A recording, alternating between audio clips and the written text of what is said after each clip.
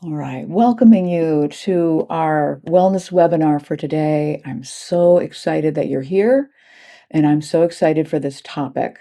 My name is Ann Grace, and I work with the IWMF's Integrative Wellness Program.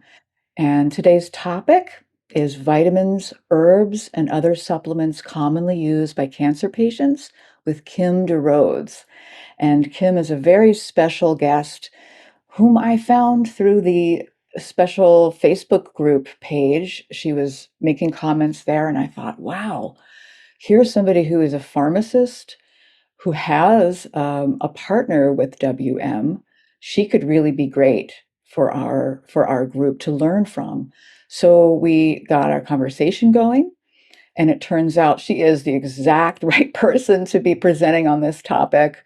As I mentioned, her partner has WM, and her expertise in this field as an integrative medicine pharmacist and her research capabilities actually helped her figure out her partner's diagnosis before the doctor did. So today, we're very lucky to have Kim here to help us understand how integrative medicine can safely complement standard medical care. And she's also going to be debunking some myths. There are a lot of them out there. There are scams and hoaxes associated with supplements. We're going to be going through those. She's also going to be talking about common issues associated with Waldenstrom, and maybe you know them too well: fatigue, anemia, peripheral neuropathy, sleep issues, maybe digestive health, immune system health. And I've gotten a lot of questions already, and I can safely say that they're mostly already going to be answered in the presentation. So if you don't hear me asking your question, it's because the presentation itself answers the question.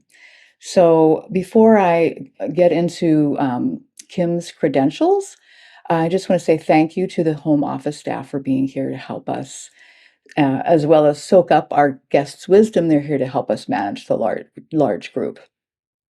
And just please stay muted unless we invite you to at the very end. We'll have a question and answer period.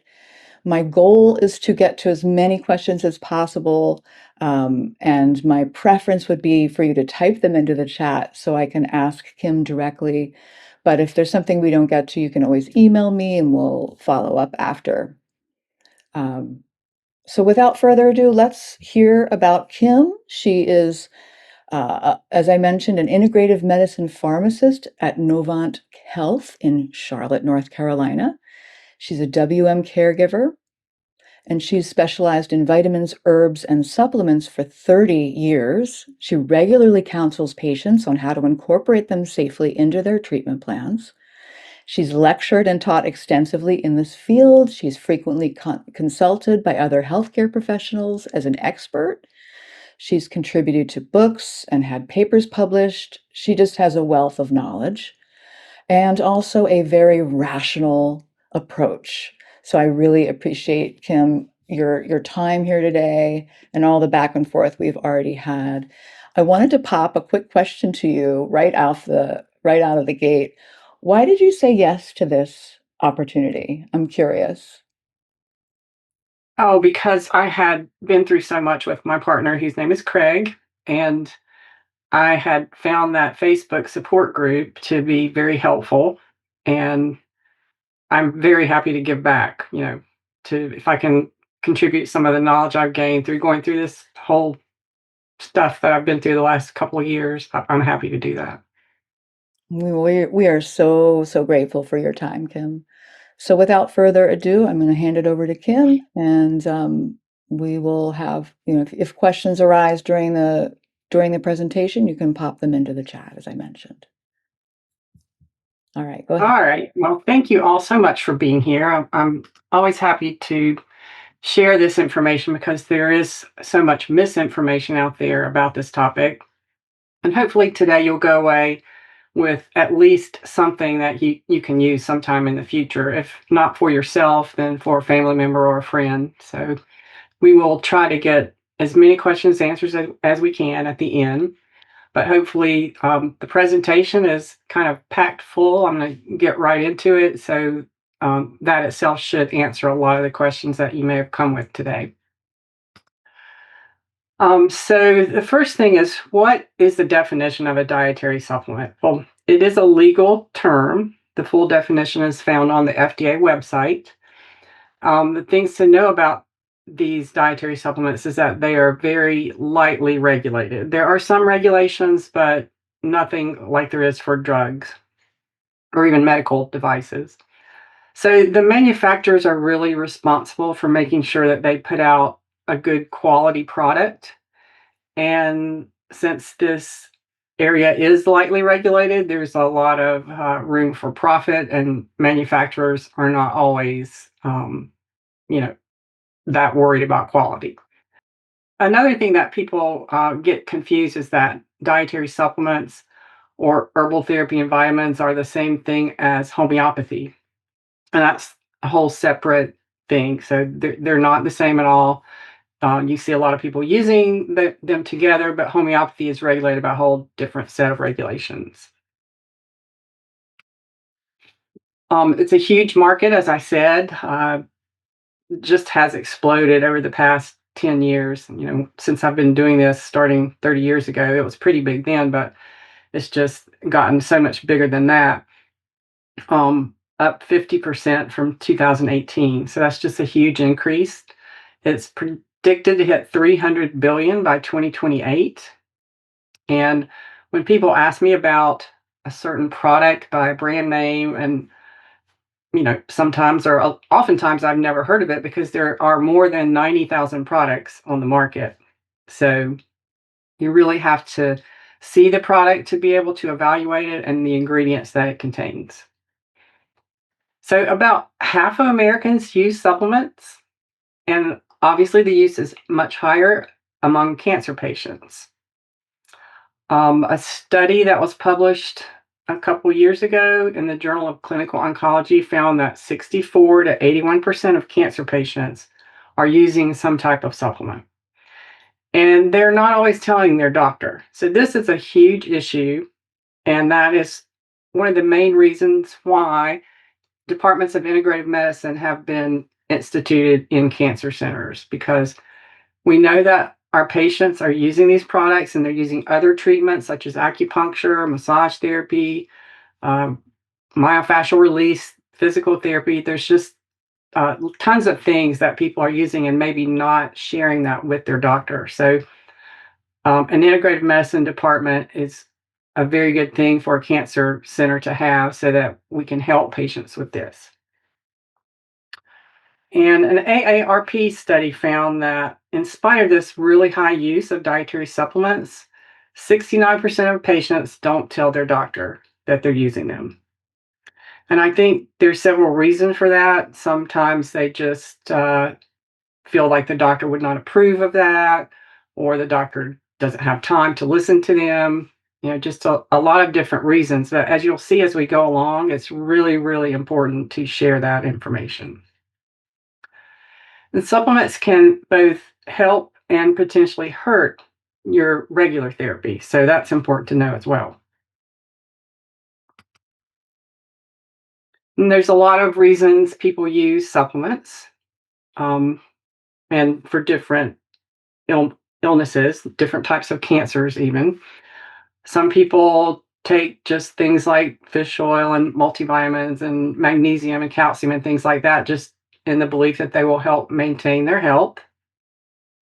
Sometimes people are suffering from a chronic condition that they have not gotten a lot of help with from their mainstream medical doctor, so they'll look for other outlets to try and treat what they have. They've had too many side effects from conventional medications. I've had patients come into the pharmacy sometimes and say, um, I don't have insurance right now. I'm just waiting to get on Medicare for another 6 months, for example, and I need some help with whatever it might be. So, inadequate access to healthcare providers is a huge issue right now, especially. And magical thinking, and that's just what it says. It's thinking, if I take this supplement, is going to magically help cure me of whatever it is that's ailing me. And I see the hope in that and I understand it, but with us, safety is the primary goal. So we want to make sure if you do want to use something that doesn't have a lot of science behind it, that at least it's safe and not going to hurt you. So this poll conducted in 2018 found that 39% of people believed that cancer could be cured solely through alternative therapies. And when this came out, we were just stunned. Like, that is a huge percent of people that believe something that's just not at all true. And it really leads to people rejecting conventional treatment sometimes. A lot of times, when someone's newly diagnosed and they're trying to decide on a treatment plan, the oncologist will send the patient to us because they have decided they don't want chemotherapy or they don't want radiation and they want to do it naturally. So we just try and give them the facts and say you can use integrative therapy, which means literally the best of both, integrated with conventional therapy. So if you reject treatment, the studies show that you have about a 250% risk of dying from your increased risk of dying from your cancer. And then this percent was even higher among young people. And I think that may come from social media and influencers and things like that. And young people seem to get a lot more of their information from their peers or from, again, social media places like TikTok and Twitter and whatever. So you have to always be very careful about that because a lot of times that those people are being paid for spreading sometimes misinformation. So just always take that with a grain of salt. So again, this really illustrates the need to have an integrative medicine center at all cancer centers. And this is just a graphic that shows what we just talked about. The 4 in 10 believe that cancer can be cured solely through alternative therapies. And then younger people more than older people.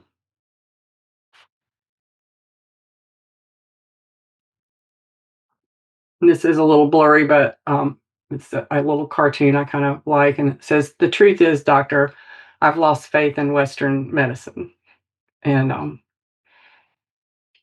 so that also plays into why people go to alternative practitioners or integrated practitioners. And a lot of times, patients have felt like they're not being heard at the doctor or they don't have enough time with the doctor. So, as I said, safety is our primary concern. And I don't mind people trying something if they're in a very serious situation. There's not a lot of conventional treatment available. They read about something and they want to try it. And even if it doesn't have much scientific evidence behind it, I really try not to take away people's hope, but I say just that. There's not a lot of science backing that up, but you can try it as long as we know it's safe. So these two people are real people. They have been out in public speaking about this, and I don't know if anyone has guessed what this is yet. Um, but this is the result of taking doses of colloidal silver, which is something that's available still in health food stores and vitamin shops and things like that online. A lot of other industrialized countries have banned the use of this because of this toxicity, but when you take that, it deposits in the skin and causes this condition called agruria, and that is a permanent discoloring of the skin. So just last week, I had a patient come in and want to take colloidal silver. So the first question is why? Why do you? What benefit are you going to get from taking that? Or what benefit do you think it will provide? And sometimes they'll say, well, I've read that it's a treatment for cancer. And I can say there's absolutely no evidence for that. Some people say it's a natural antibiotic, which that is true. It will kill some bacteria, but we have we have safe drugs to do that aren't going to turn your skin a grayish blue permanently. So it just depends on why people want to use something like that.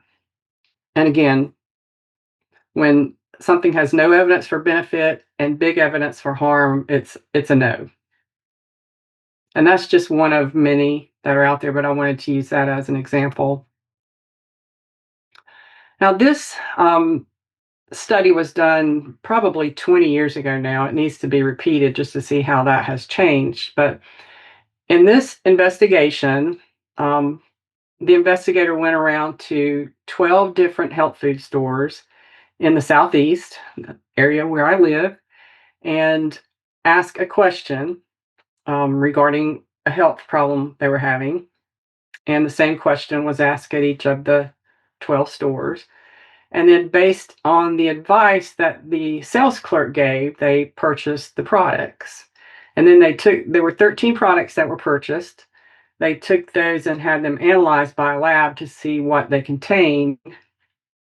And none of the 13 products that were tested met the label claim, meaning if something says it has 100 milligrams of whatever, it needs to be within 90 milligrams to 110 milligrams. So none of those had that. And two of the products that were tested had no active ingredient at all. And again, this is not unusual. So you really have to be careful if you buy these products where you're going to spend your dollars, because you could be buying something that's just completely worthless. So, because of some of these issues with product quality, there's a couple of state attorneys general that have started lawsuits, one in Oregon, one in New York State, against some of the mass marketers, GNC, Target, Walgreens, and Walmart. And they're house brands, meaning not a national brand like Nature Made or Carlson or something like that, but their store brand. Like, I think Target's is called Up and Up. I'm not sure about Walmart and GNC, but these products are the most likely to have issues, like not have what's on the label in the bottle, or be contaminated with something, or have false labeling. So again, as I said, the lack of regulation leaves the door open for all of these companies to put out poor quality products, and there's not a lot of repercussions for them. So I'm going to talk a little bit more about a company called Consumer Lab in a minute, but this is a great resource, and they've been around for probably at least 20 years now. But they independently test supplements for quality and for label content and for contamination. And then they put on their website the products that pass and fail. And over the last I checked, and this has been a couple of years, honestly, over 100 brands have failed. And that's brands, not products, like different supplement brands have failed the testing. We always warn our patients against buying supplements from Amazon. They have huge problems with poor quality and counterfeits, things that are outdated and relabeled. And one of the issues is that you're not buying directly from a company called Amazon. You are buying from a third party that Amazon just facilitates. So those third parties aren't really being, regulated or looked at by anyone. So there's a couple of exceptions to that, of things that you can get that are good quality. And I'm not saying every supplement sold on Amazon is bad, but I would really use caution with that. And patients, they tend to get a lot of things from Amazon just because it's convenient. And sometimes when you're sick, you're not feeling well, it's nice to have something come straight to your door. But there are other options for that. Sorry, I have a little bug flying around here.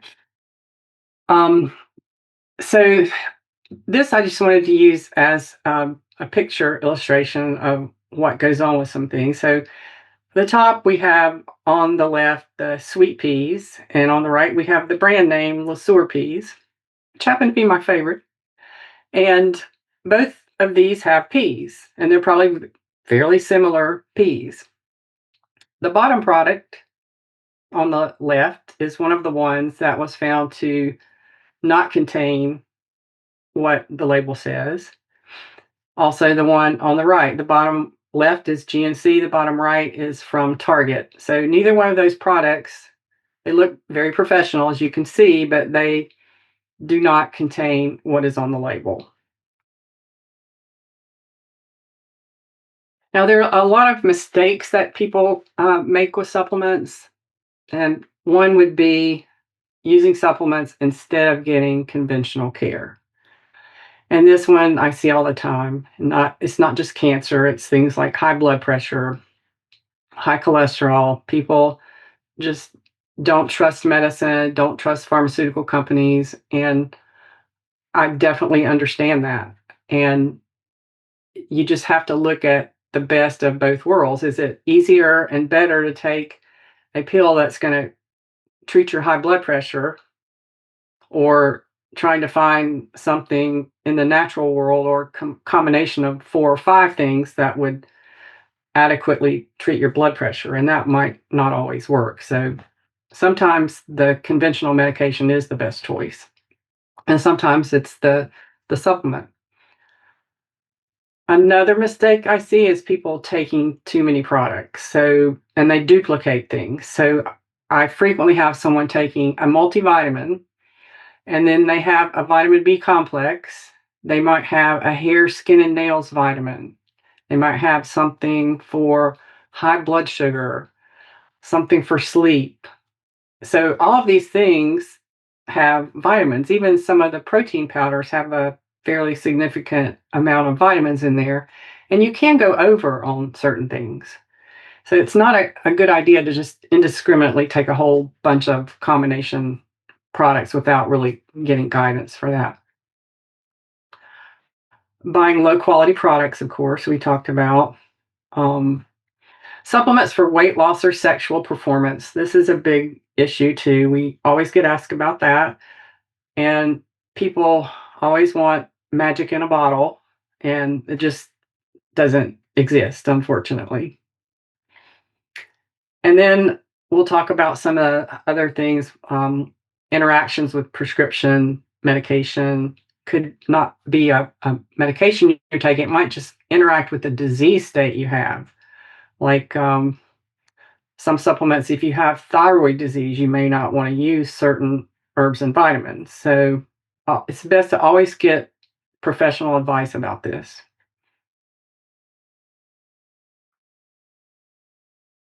And then there's supplements that can interfere with certain lab tests. And I'll just give one example for this one is a vitamin called biotin. And this is often used for hair, skin, and nails.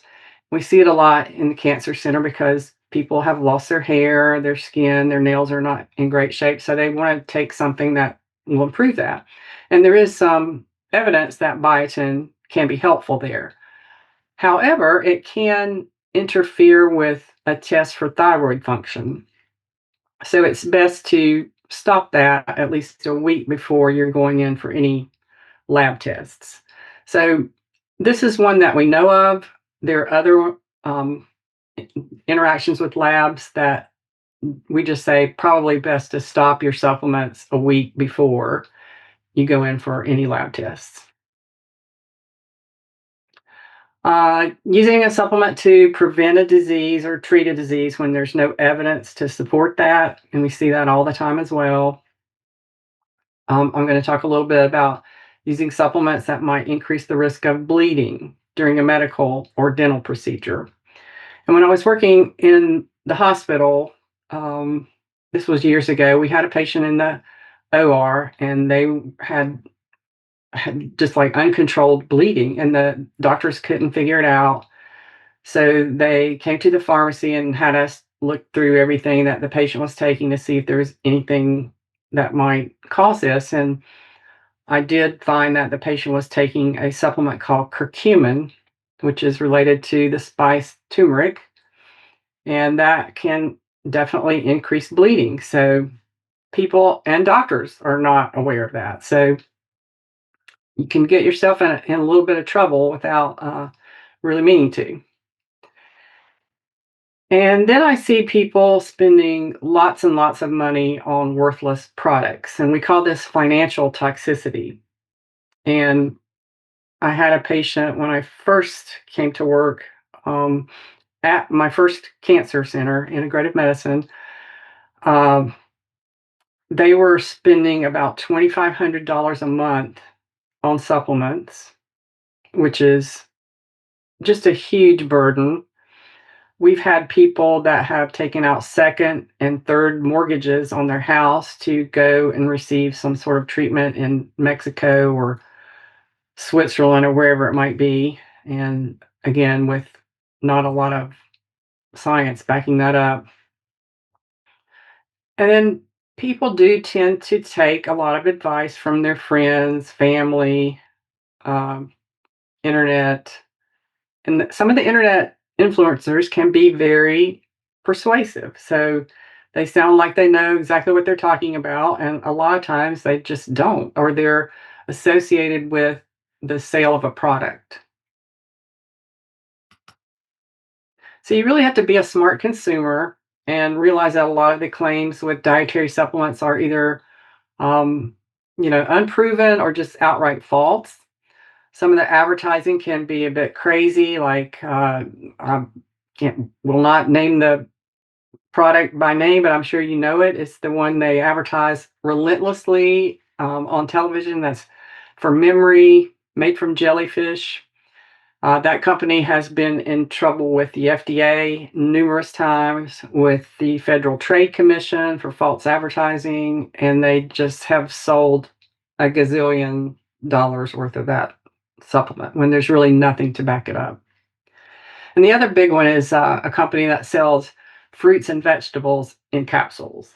So, yeah, uh, you don't get fruits and vegetables from taking a bunch of capsules. You need to eat the fruits and vegetables. And people have been convinced that, oh, we can take the fruit or the vegetable and freeze dry it and make it into a powder and put it into this capsule, and you can take that instead of eating actual food and you'll get the same benefit. That's just not true. And again, lucrative business, lax regulation, that equals scams. So, how do you learn more about supplements? Obviously, I can't give you everything today in our presentation, but I do want you to have some information that you can take away to use later. And I did talk about Consumer Lab. Now, that is my number one resource that I recommend because it is written for lay people. It is the company that does the testing on the quality of the product. So it is a subscription. It costs about $70 a year. But if you are buying a lot of supplements, you will save that over and over just by avoiding, the supplements that have failed. And it's not just, you can't say, well, this company is always bad and this company is always good. One of the companies that has put out a product that has passed the testing might have put out another product in a different category or a different herb that failed the testing.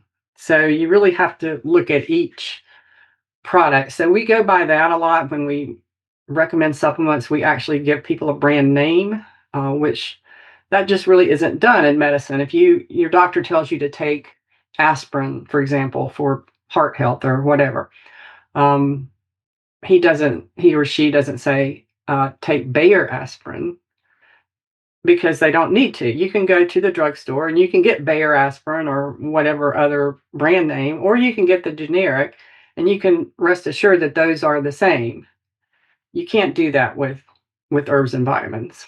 So that's why we tell people a specific brand, not that we have any relationship with companies or anything like that. And I think most people understand that.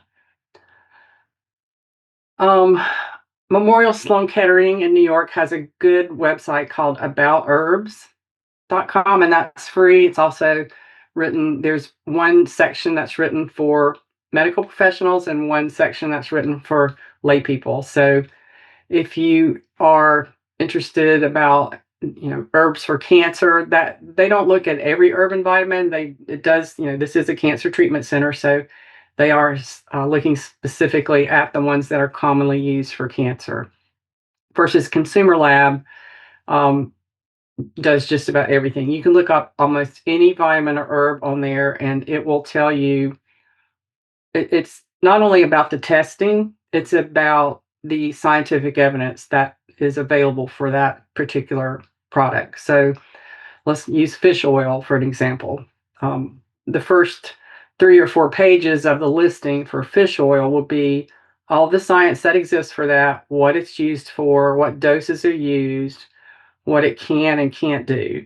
And then at the end, they get to the testing, which brands passed and why, and which brands failed and why. So extremely useful. The American Cancer Society has a website, Dietary Supplements, What is Safe? So if you have any question about something that you think may not be safe, that's a good place to try. The NIH, or National Institute of Health, has a webpage on dietary supplements and fact sheets on different vitamins and herbs. So that's a good place to look as well. I don't know if you all are familiar with Dr. Andrew Weil, but he is sort of the guru of American integrative medicine, and in fact, internationally famous for this. So he has been responsible for training a lot of our doctors in integrative medicine. The University of Arizona has had a fellowship in integrative medicine for 25 years probably, and we see a lot of doctors in our community that have done this fellowship and are now out actually practicing integrative medicine. But his website, drwile.com, is again geared toward the consumer, and it has a lot of information, not just about vitamins and supplements and herbs, but about breathing and stress and diet, the anti-inflammatory diet, which I would highly recommend, and we always recommend that to our cancer patients. So he has an explanation on there, how to do that, what that is. And then there are a lot of questions that people have asked in the past, and you can look up, say you go there and you have a question about black cohosh for hot flashes. You could look up what he has to say about that, and his answers are always based in science, very well researched. So that's a good place to look too. And then this big long one here, the NIH.gov Health, Cancer, and Complementary Health Approaches, what you need to know. And then, of course, I always recommend that people, if you can, if you have one in your area, consult your local integrative medicine physician or pharmacist. And there are nurse practitioners and other medical professionals as well. So we talked a bit earlier about the interactions that are possible with supplements and medications and supplements and cancer. So there's a former U.S. Senator, Claire McCaskill, who had raised a concern about these interactions between dietary supplements and oncology drugs. And she cited a study that showed up to 70% of chemotherapy patients may not be telling their physicians about their use of dietary supplements. And if you remember that from the beginning of the talk, that is right in line with the other study that showed something like 69% of patients just don't talk about that. So I think it's gotten a little better that when these statistics are out now and doctors are aware of them, that a lot of the doctors are now asking patients, do you use? And that elicits some conversation.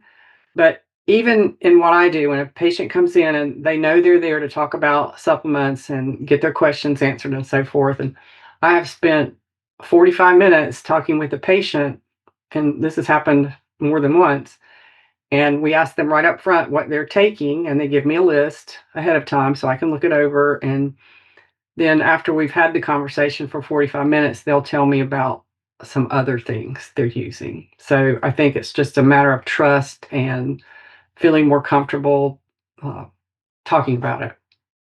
So there, again, is no strong evidence at this time that any supplement can cure or prevent cancer, and interactions are possible. And one big one in my clinic, we see a lot of breast cancer patients, and tamoxifen, which is a medication used to treat breast cancer, an estrogen positive breast cancer, and the spice turmeric, or really just supplements. You can eat turmeric occasionally, it's no issue, but the problem comes in when someone is taking a strong, concentrated form of turmeric and using the tamoxifen, and it can actually make the tamoxifen work less well. So just to be aware. So how do you spot what I call quack therapies? And these are, you know, they're out there, you will see them. Miracle cure is a big one. Um, Information has been suppressed by the medical establishment, or your doctor doesn't want you to know these amazing secrets. Well, I can promise you that that is not true in any way, shape, or form. The big one that's been around for 50 years plus is lose weight quick, no diet, no exercise, which we know doesn't work. And then a big pet peeve of mine is the product that comes in unlabeled and it says proprietary blend on the back. And that just means the contents are our secret. So we're not going to let you know what's in there. So again, wouldn't it be nice if these worked? And all of these have been touted, for weight loss, and absolutely no evidence to back up any of them.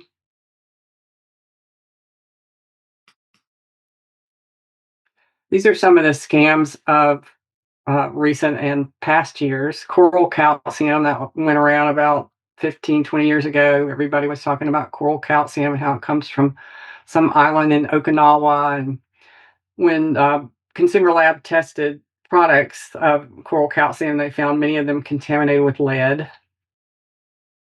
Sea silver was another one. That's another source of the silver, like we talked about earlier. Hoodia for weight loss, raspberry ketones, alkaline water. People still drink alkaline water. It's fine. It's not going to hurt you if you want to use it, if you like the taste or whatever, but don't think you're getting any health benefit from it. It does not offer any except for hydration that you would get from normal water. Mangosteen, apricot pits, or laetrile, that's a big one in the cancer area. These can be toxic. They contain something that converts to cyanide when you eat them. So we do have people bringing those in a bag, just the apricot kernels, and they're eating 5 or 6 or however many per day, thinking this is a treatment for cancer, and it's just not. And there's lots and lots of others that we don't really have time to go into. Um, Again, the apricot kernels, they'll be labeled sometimes as vitamin B17. This is nothing but marketing. There's no such thing as vitamin B17. And I don't know, some of the older people here may remember an actor named Steve McQueen, and he went to Mexico to get laetrile treatments for his cancer. And, of course, it didn't work, but that was really talked about at the time, and I think it got a lot of press, and that it's just always stuck around. And there's still cancer treatment centers in Mexico that use that type of thing. Then we have methylene blue, SEACT, black salve, coffee enemas, high dose vitamin C, soursop, colloidal silver, shark cartilage, high dose cannabis, castor oil, and others. So a lot of these either can have some toxicity associated with them, or they just plain don't work. The Paw d'Arco is it's a bark of a tree found in South America, and not only does it not work, but the the tree bark is highly contaminated with pesticide. So you certainly don't want to be taking in high levels of pesticide when you're undergoing cancer treatment. And then this one makes me sigh. Ivermectin, that has just exploded in recent years, ever since COVID, I think. There's absolutely no evidence that ivermectin has any anti-cancer effect in humans. There's some test tube and petri dish um, studies that show that ivermectin might have an effect against cancer cells, but there are many, many, many compounds that show that in a test tube that have not translated to human use. So this is just something that you shouldn't use. And there have been many deaths nationwide. We've actually had 2 deaths in our clinic from liver failure associated with the use of ivermectin. And this is something that is FDA approved for the treatment of parasites. So it's dosed one time for the parasites. And then if you need a second dose, 10 days later, you dose another dose, and that's it. You're finished.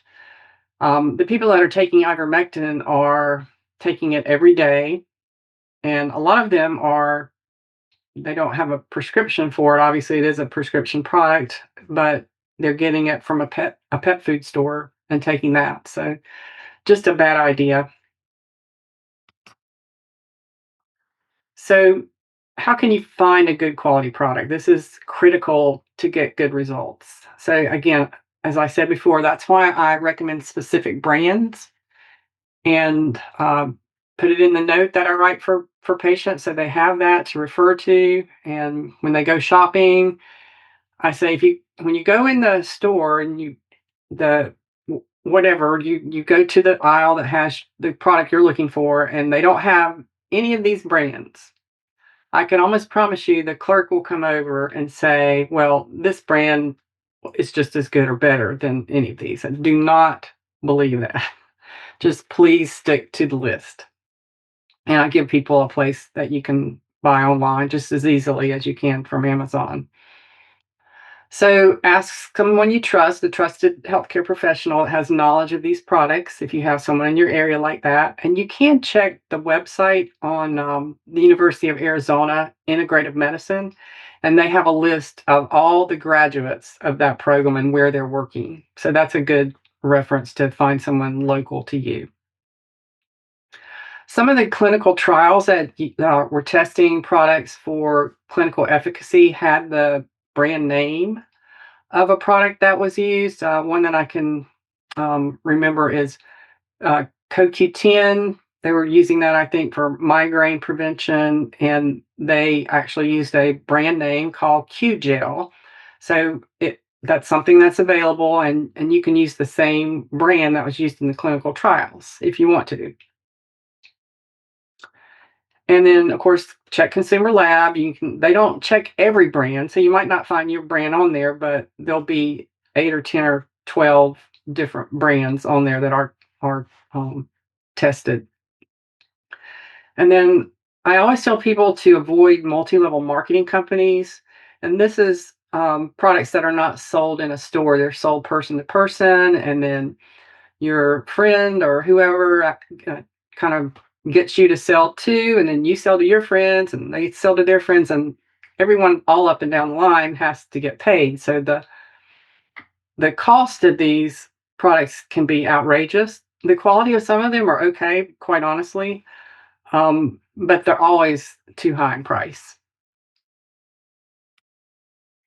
And this is a good sign of quality that you will see on some products, on very few products, because uh, it's voluntary to the company to jump through all the hoops and pay the money to the United States Pharmacopoeia, the USP, and that means that they have had a lot of guidelines they've had to follow. They've had their lab inspected. The label has been inspected for accuracy and completeness.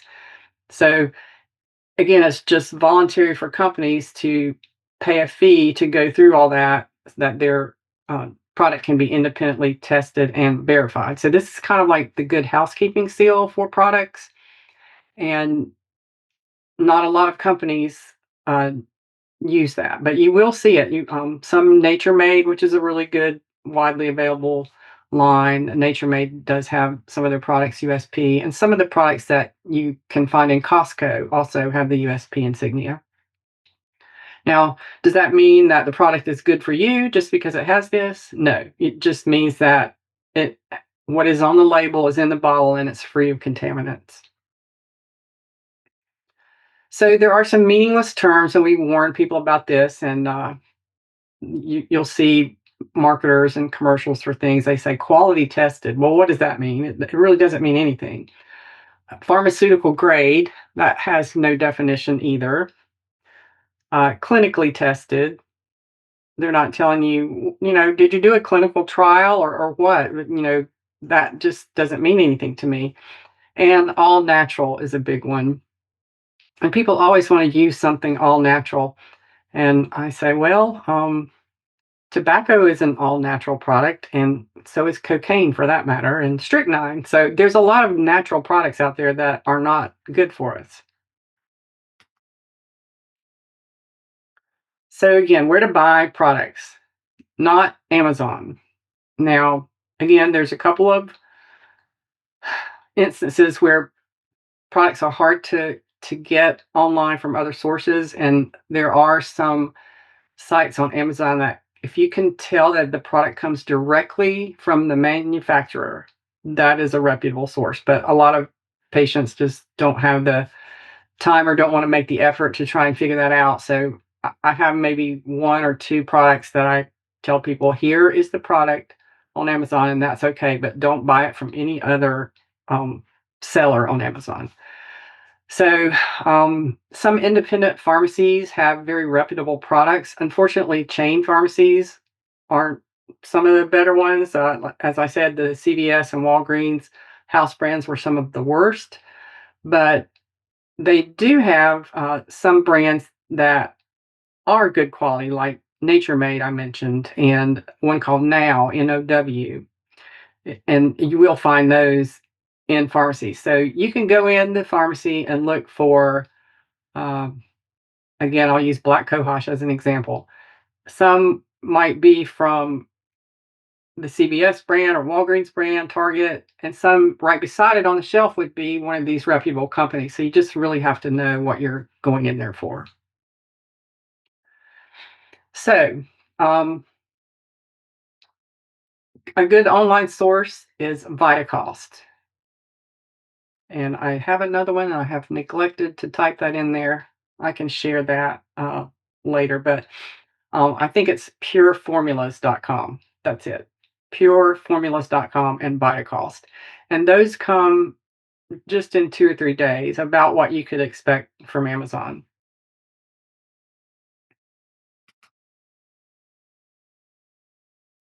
So again, people always ask me, which brands should I buy? It just depends on the product you're looking for. So in general, these are the brands that I really like a lot.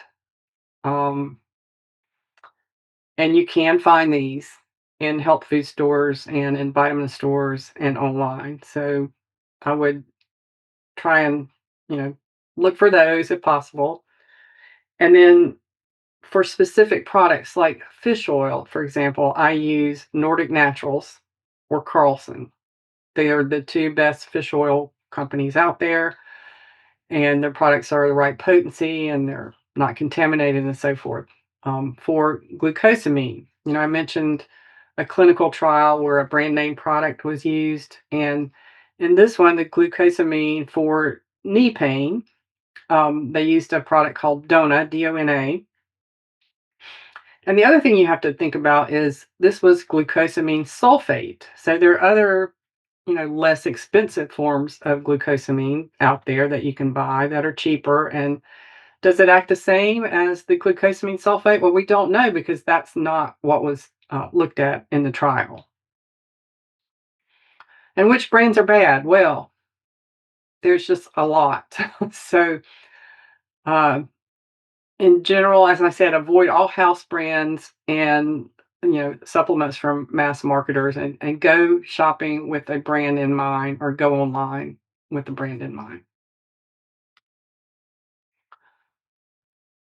I wanted to spend the last part just talking about support for common problems seen in Waldenstrom's patients. Um, and we'll go through, we don't have time to cover every topic, but I'll go through some of these quickly. The number one thing we want to do is avoid interactions with any chemotherapy or targeted therapy. So we'll talk about fatigue and anemia, peripheral neuropathy, sleep issues, constipation and digestive health, and immune system. So, avoiding interactions with chemotherapy or targeted therapy. Radiation's not used so much in Waldenstrom, but a lot of other type of cancers use radiation, and that would apply as well. So, patients should not take any antioxidant supplements prior to or during chemotherapy treatment with bendamustine. That's the B part of BR. So this drug works by an oxidative process in the cell. So you don't want to take an antioxidant because that could interfere with the action of that drug and may actually protect the cancer cell. So um, anything that is known as a antioxidant, you can eat antioxidants in your food. Obviously, you can eat oranges, but no vitamin C supplements, no vitamin E, um, and many other supplements that have antioxidant activity, like turmeric or curcumin. Lots of those. There are a lot of supplements that have that activity. So again, best to ask someone before using any of that, or just hold off on any of those supplements during the active treatment process. And then, since zanubrutinib can increase the risk of bleeding, it's best to avoid supplements that also increase the risk of bleeding. And that would include fish oil, the turmeric curcumin that I mentioned before. And easy way to remember this is the G's. Almost all the G's: garlic, ginger, ginkgo, ginseng. They all can increase bleeding, and vitamin E as well. So I know, this risk is really real. I've seen this with Craig, my partner, that has some nose bleeding that has gotten a bit worse while he's on treatment with Brukinza, and so we can't use any supplements that other people might use for general health, like fish oil. It's good for inflammation, heart health, brain health, but it's not good for him because of that interaction. Fatigue and anemia is a huge one with people. We really like to refer for acupuncture and an exercise program. And most cancer centers do have a wellness center where these programs are available. We do have a great acupuncture program, and um, she sees patients either one on one, or we have group treatment available. So it takes the cost way down. Don't worry about taking a nap. You need to. Craig needs to take a nap frequently, and there's nothing wrong with that. Um, some what we call adaptogenic herbs, and that just means that it helps the body adapt to stress or other, whatever is being challenged. So astragalus, ashwagandha, um, ginseng, I would say only if you're not taking zanubrutinib or any other drug that might be a blood thinner or cause an increased risk of bleeding, and one called rhodiola, and that's a root herb that has been used traditionally. It was originally used by Vikings on their long marches so they could keep their energy level up, and it has been used by athletes to help their performance. I don't know if it's on one of the banned lists. It probably is, but um, that is something that can be taken as needed and doesn't need to be taken every day. So, particularly in the afternoon, if you're feeling a slump, or sometime when you would normally maybe drink a cup of coffee, you could take some rhodiola instead. And again, I don't know what everyone's drug therapy is otherwise, so you have to check for interactions with these before using any of them. Peripheral neuropathy is also huge from cancer treatment. There are some things that have been clinically studied that show that they have a good benefit. One is a menthol cream applied locally, and there's a lot of brand names out there. One called um, Absorbine, I believe. Um, there's several others I can't remember right now, but just look for a cream that's labeled with menthol. There's a supplement called alpha lipoic acid, and that has been used traditionally in diabetic patients because they also suffer from peripheral neuropathy quite frequently. And we have seen some benefit in cancer patients as well. It is a strong antioxidant, so you can't use that during the active treatment period. So you have to keep that in mind. But I would try the alpha lipoic acid, either 400 milligrams three times a day or 600 milligrams twice daily, and do that for at least 3 4 months. If you don't notice any improvement, you don't have to keep doing it. It's probably not going to work for you, but some people do get some benefit from that. Acupuncture, again, can really help with peripheral neuropathy. Tart cherry juice, and you can buy this in a drugstore, I mean, a grocery store or some vitamin stores. Be aware that it can be high in sugar, so probably not good for diabetics.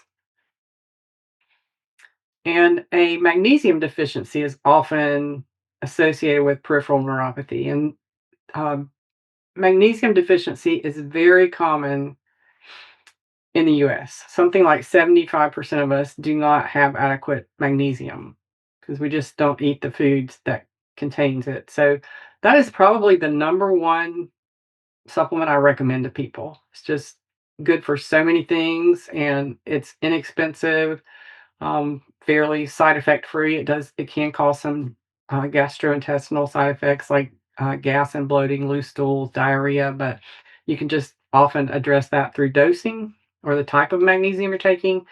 So you can, if you haven't had a magnesium test, a blood test to see if your levels are really low and you have peripheral neuropathy, that would be a good thing to check.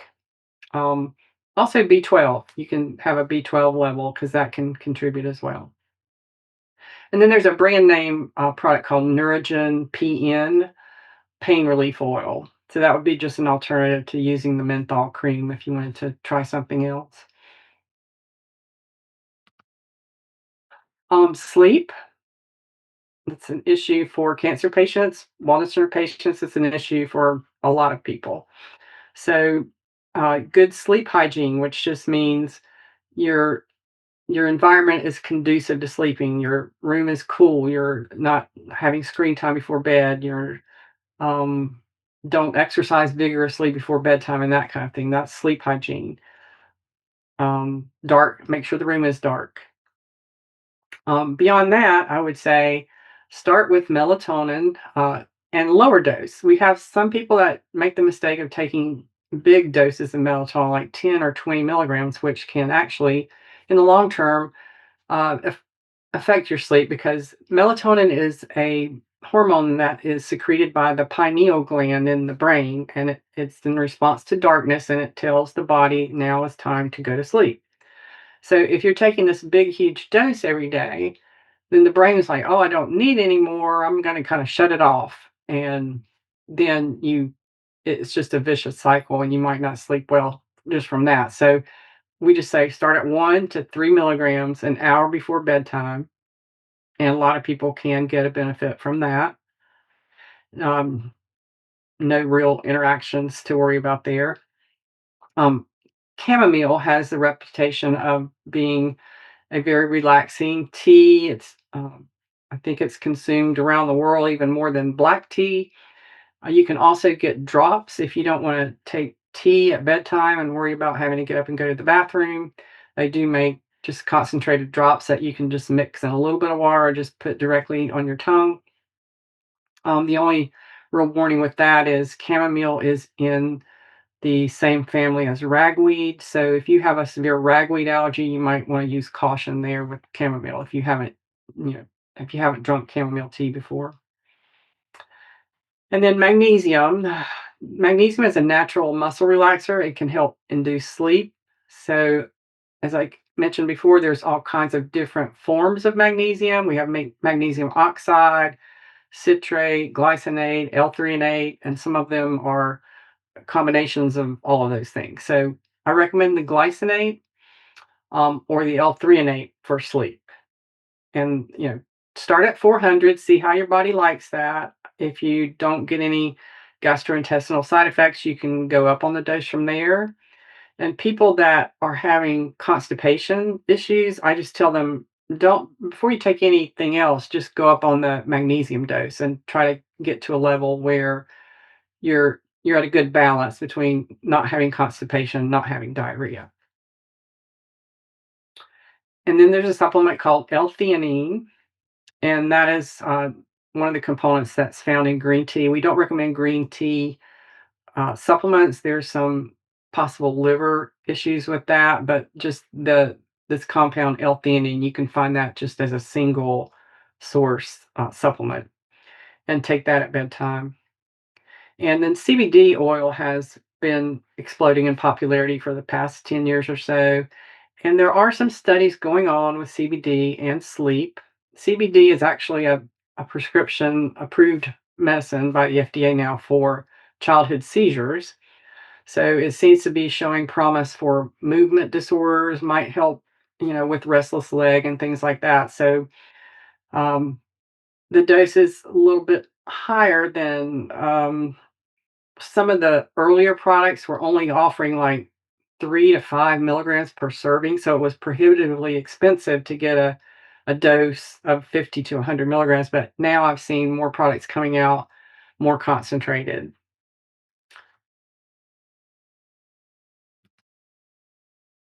And then digestive health, constipation we just talked about with the magnesium. There's actually clinical studies with kiwi fruit that eating a kiwi fruit or two every day can make a significant difference in constipation.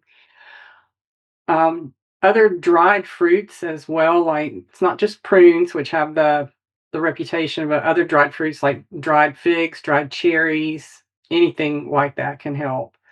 And then in the spirit of integrative medicine, we use things from the pharmaceutical world. Senna, which is the brand name Senecot, that is a vegetable laxative. So it is a natural product, but it's more got the reputation of being an over the counter medicine. And Miralax, which is not something that is absorbed by the body. It's just a something that draws water into the colon and helps the stool soften so you can go easier. So you don't have to worry about interactions or anything with that. Now, for the opposite problem, diarrhea, the folk remedy I like to recommend the most is eating the coconut flesh, not the coconut water or coconut milk, but the actual coconut flakes, 2 to 3 tablespoons per day.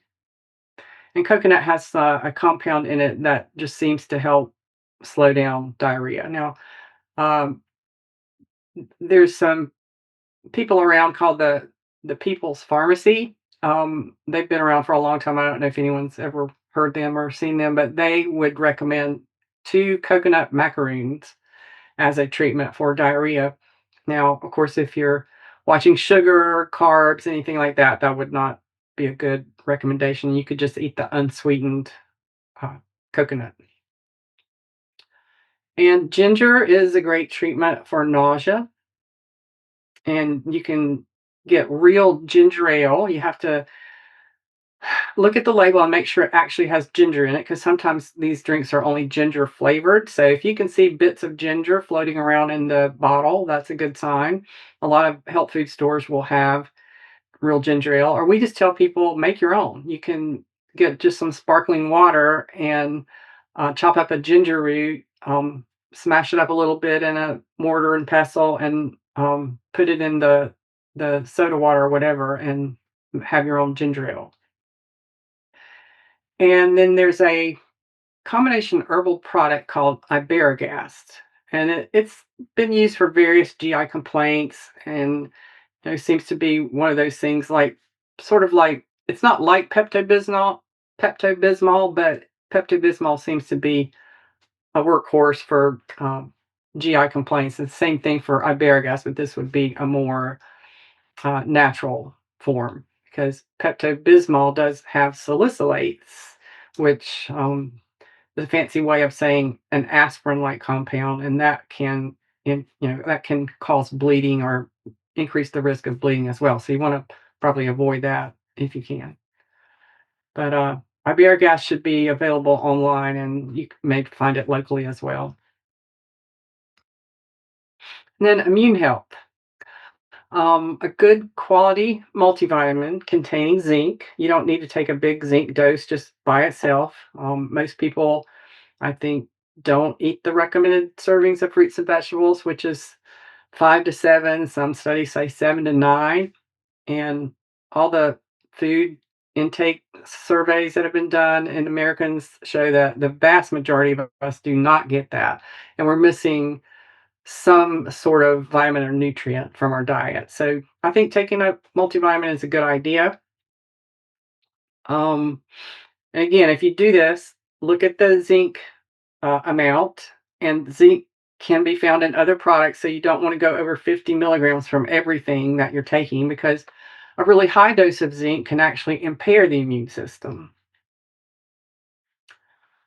My favorite thing for cold care is a product called UMCA, and this comes from African geranium extract. It has been clinically studied to shorten upper respiratory infection and make them less severe. It can help treat things like bronchitis.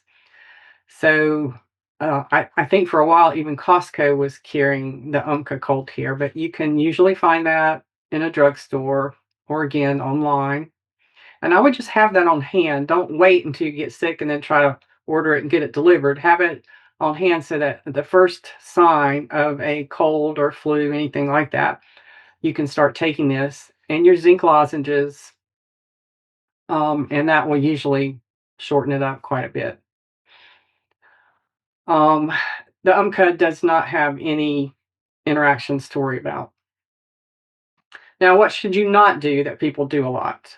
Um, Echinacea is one that is frequently used as an immune stimulant. People sometimes take that all during the winter, which is not the right way to do that. It should only be used um, during treatments of illness, treatment of illness. But with a lot of our patients, it can't be used at all because a lot of you are going to be using Brukinsa, and there is an interaction known there, so that one's out. Um, Elderberry, again, people take it all winter long. It's just not going to be useful. You can only stimulate the immune system so much, and then it's not going to go anymore. So just try and have these things on hand to use only when you need them. And then I wanted to mention medicinal mushrooms. This is a very big topic in our clinic. We often recommend the use of medicinal mushrooms for cancer. There's good evidence there that they do have effects against certain cancers, but unfortunately not considered to be safe in blood cancers because, um, these work by uh, stimulating uh, the immune cells, which are beta cells, white blood cells, and people that are undergoing cancer treatment, let's say for breast cancer, and they're getting chemotherapy, and their white blood count goes down to a level where the doctors say, "Well, it's getting too low. We can't give you your next treatment because your white cell count is too low." So often we would use mushrooms as a way to stimulate the white blood cells and get that to be above a level where the patient can continue getting their treatment.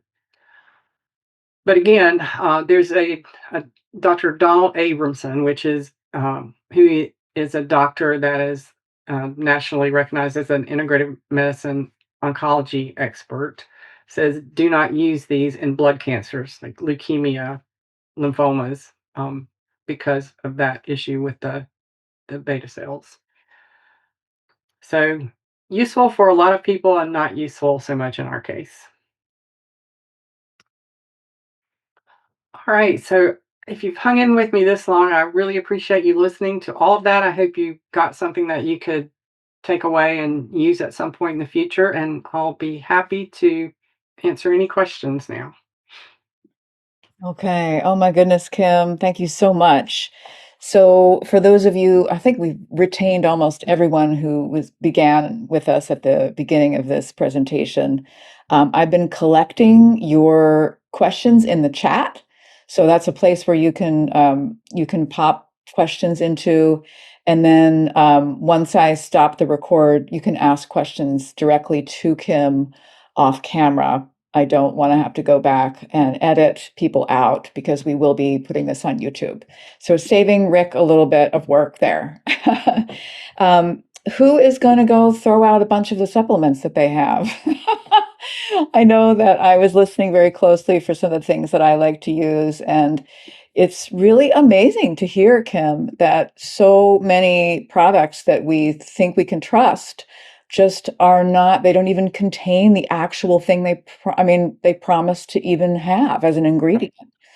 That's incredible. So, just to circle back to mushrooms really quickly, I had a lot of questions coming in about mushrooms, and you just talked about those as something to avoid. Does that are that all types of mushrooms? So we've heard about lion's mane, chaga, reishi. Are all mushrooms created equal in terms of avoiding?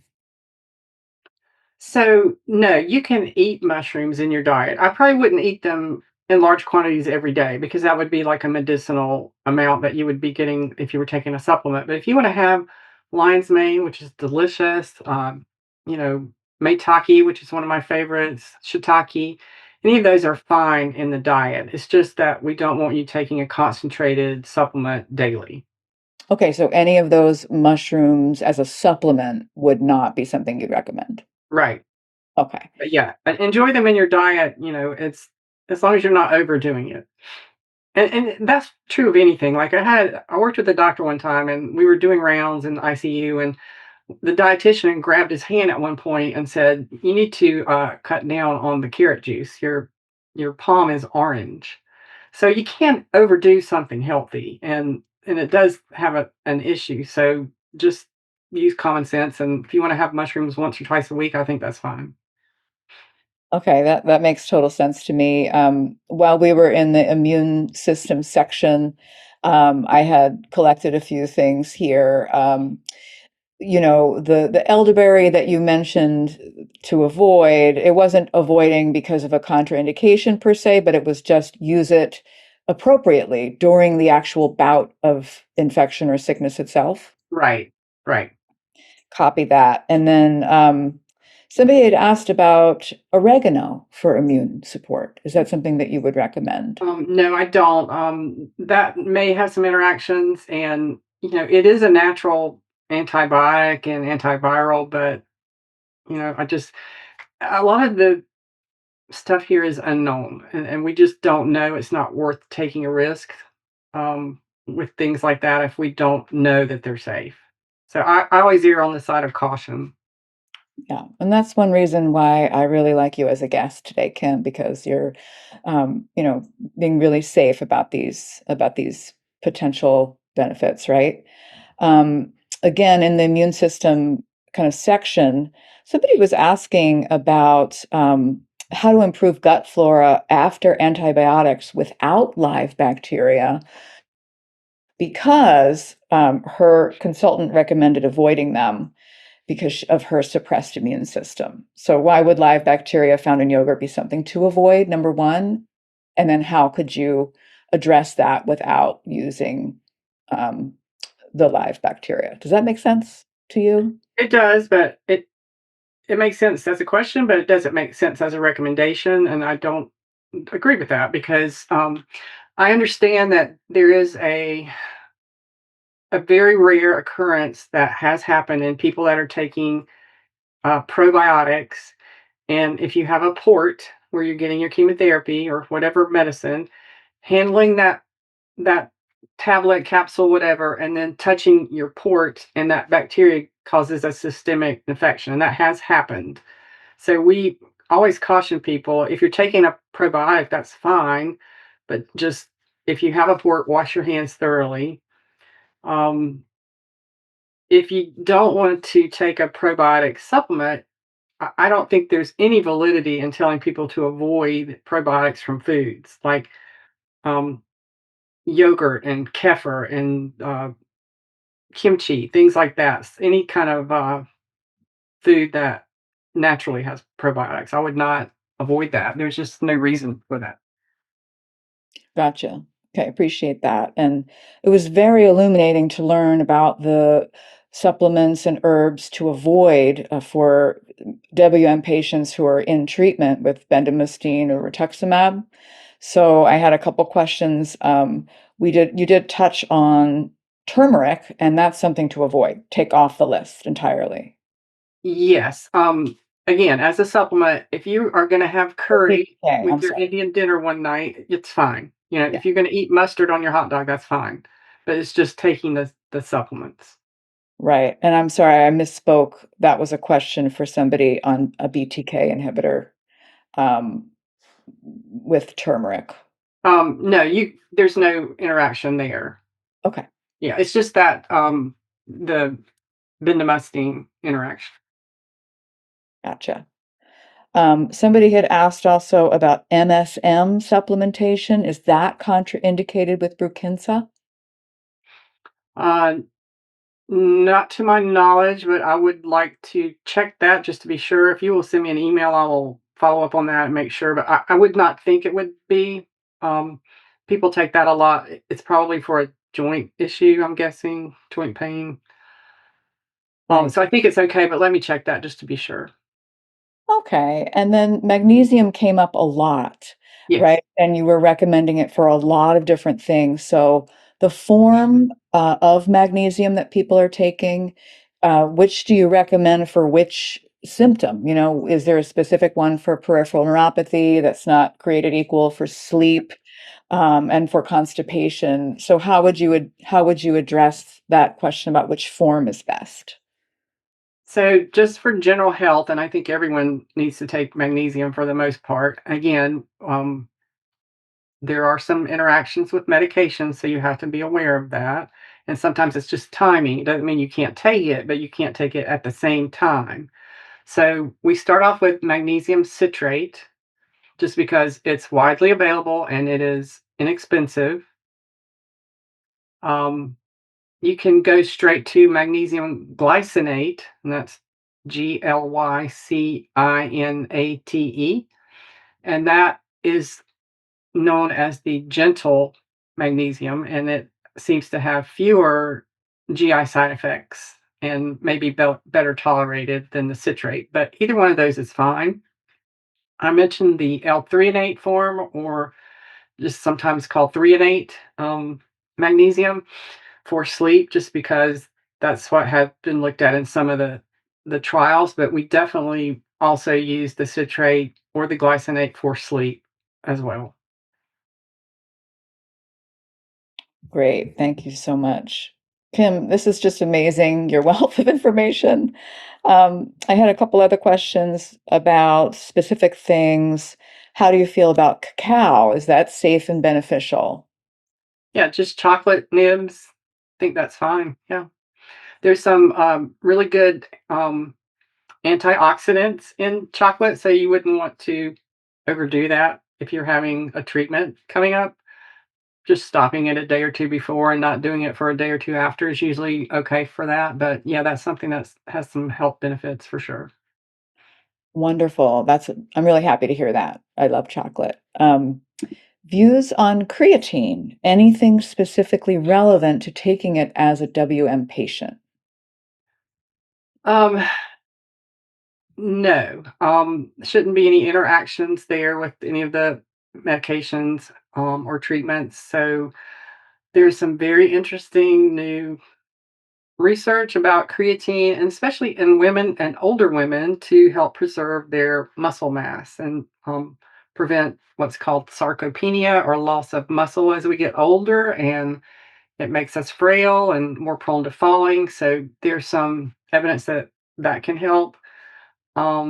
people that are taking some of these GLP-1 inhibitors, and those are the drugs for weight loss, or diabetes, but that can be helpful if you're taking one of those.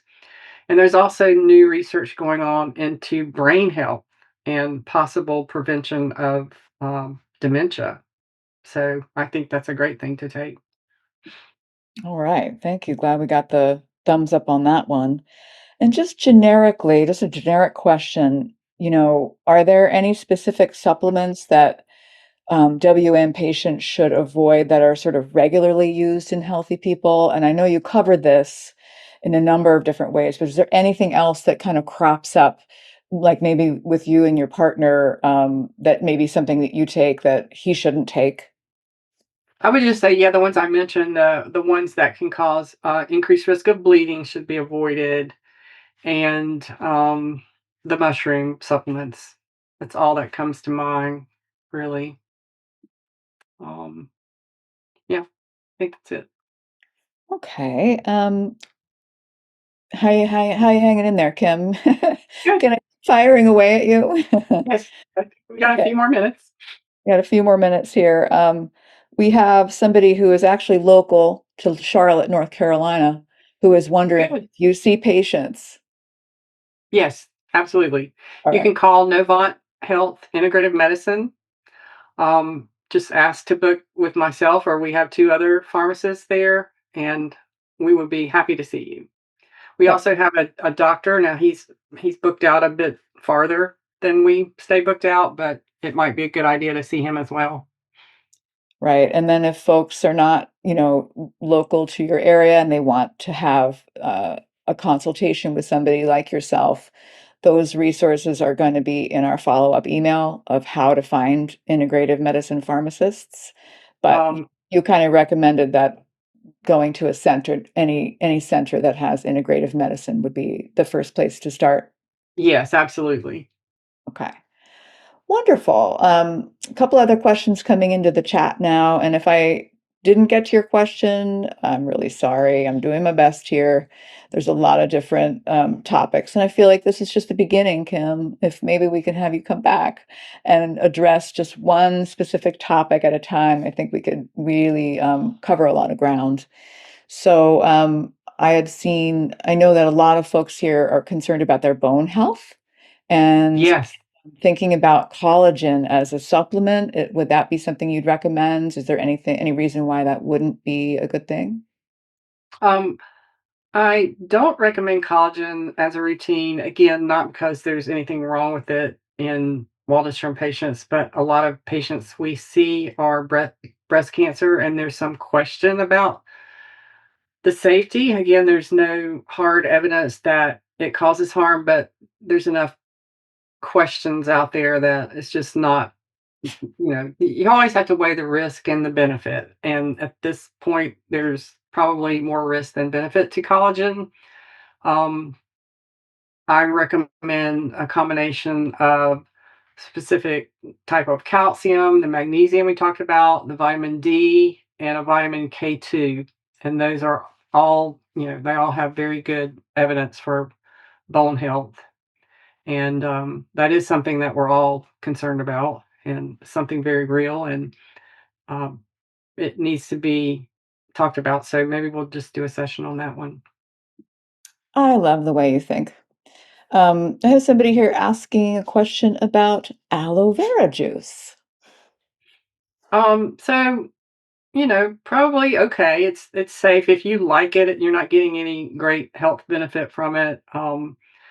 And it depends on how it's processed. If you have some of the outer coating of the aloe plant can cause some electrolyte disturbances in the gut, like might affect potassium levels and so forth. So it's not something I ever really recommend for anything specific, but I don't think there's a huge issue if you just enjoy using it. Okay, and then I have a couple questions about particular brands. Maybe you could sign off on it. I know this is getting into some nitty-gritty stuff, but somebody had asked, have you heard of the brands Metagenics and Orthomolecular? Yes. So metagenics, definitely familiar with that. The orthomolecular, I'm not such a huge fan of that one. tend to overpromise, and some of the science backing that up. So, Metagenics, they do have some products that are well formulated. Now, again, it just depends on the particular product. And when I recommend something, I look for the form of that product that is the best formulation of everything. Like a product might have 10 different things in it, and eight of them aren't really what I'm looking for. So it's a kind of a as needed basis to look at that. Okay, and Kit is asking about life extension supplements as a brand. Yes, they have. It's one of those that have plus minus. They have failed sometimes and they have passed sometimes. And I personally use a life extension product just because I couldn't find another one that, you know, supplied the dose I was looking for. So I think over overall they're probably an okay brand. But again, you can't really say that for sure until it's been tested by a third party lab like Consumer Lab. Yeah, and I think, your advice about not buying anything on Amazon, it's kind of like, "What? Wow," I really had to think about that. Some of us are, that's how we get a lot of our Right, products.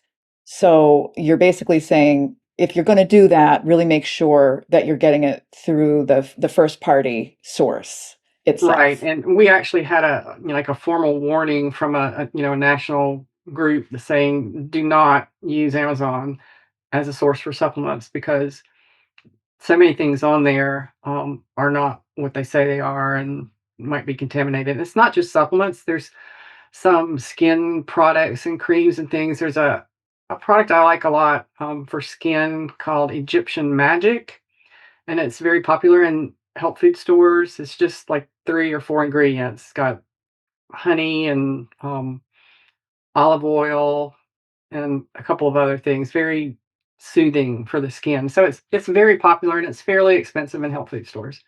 So they sell it on Amazon, and the Egyptian magic people had to actually put out something that showed the counterfeit label versus the real label and how to tell the difference. And of course, it's very subtle. You would never know that if you're just shopping online. So it's best to get that directly from the store or directly from the manufacturer. And I'm sure there's other things too that I'm unaware of that are counterfeit on there. Yeah, and I think, one reason a lot of us are asking about protein supplements and a lot of protein powders, I can't really get them in the grocery store. I would get them on Amazon. So, what do you even recommend a protein powder brand? Or Yeah, I know we're getting now into diet nutrition, but I do think a lot of us are not getting the protein needs met. And particularly if I have a patient on a GLP-1 inhibitor for weight loss, they're not making their protein intake on a daily basis, so they need a supplement. So you just want to look for one. I stay away from soy just because the GMO, and then there's some question about whether high dose soy is safe in breast cancer, which we see a lot. So I use whey protein and pea protein. So whatever flavor, you know, you like, I would look at the um and whether you like whey or pea protein, and then look at the vitamin content because some of these have like a whole day vitamins in there, and then you might be taking a multivitamin on top of that. So I like one personally called Isopure, and it's a whey protein. It's available in Costco, at least in my Costco here in Charlotte. So it does have some vitamins in there, but they're not at any kind of high level. So that one is good, and it's just it supplies a good amount of grams of protein that you can add to a smoothie or whatever. But I'm sure that's not the only one. There's the Now that I mentioned, the NOW company has, they both have pea protein and whey protein as well. that's so helpful, Kim. Thank you so much. One last question, and then we'll turn the recording off. Um, Herbal teas. A lot of us drink a lot of herbal tea, myself included. Is there something we should be avoiding, watching out for with herbal tea in general? Yes. So that SEAC tea that I talked about, that's touted for cancer. And that is technically an herbal tea. That term kind of encompasses a lot. So there's so many different kinds of herbal teas. I would say the vast majority of them are safe, but I would not do the SEAC and anything. If you're drinking a lot of ginger tea and you're on Brukinza, you might not want to do that. Or I don't think there's any garlic tea, at least I haven't seen that. But um, you just have to think about it on a one-on-one basis and other drugs that you're taking, and like the chamomile example I gave, if you're allergic to ragweed, might not want to do that one. But I think as overall, they're all very acceptable. Okay, thank you so much, Kim, for your time, for your patience with us. We have more questions. We want to continue working with you. But for those of you who are still here or watching the recording, you will be receiving a follow-up email with more resources, including, if you had any questions, you could always respond to that email, and I'll be sure to ask Kim. Again, we're not going to get into specific personal stuff. This is a donation of her time. We're so, so grateful to you, Kim. You're getting a lot of love on the screen right now, and I really appreciate you sharing your experience with us, and for being on this journey with us as well, navigating the wild world of Waldenstrom. Thank you so much. I was happy to do this, and I'm so happy you all attended today.